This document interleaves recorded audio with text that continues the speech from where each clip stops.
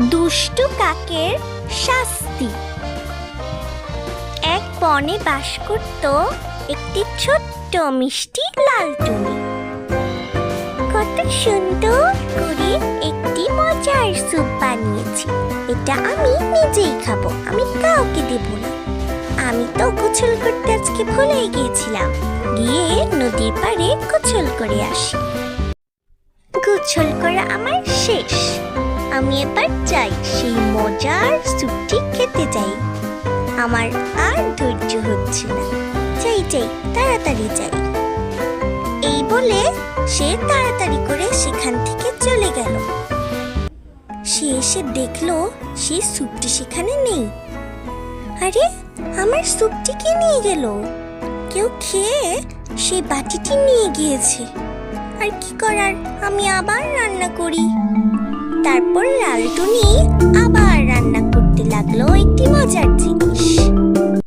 এবারও খুব মজার একটি জিনিস রান্না করেছি।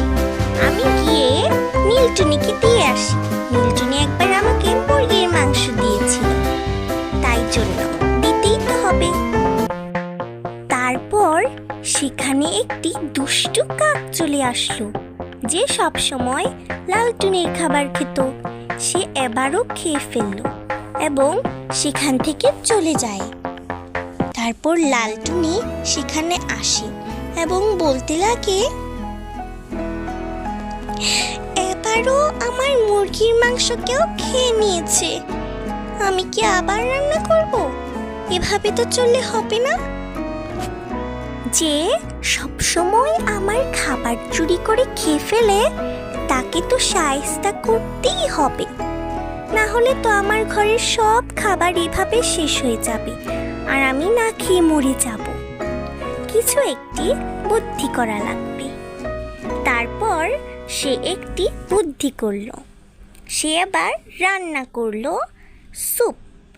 স্যুপে সে ভাবলো অনেক ঝাল মিশিয়ে দেবে, যেন শত্রু খেয়ে ঝালে মরেই যায়।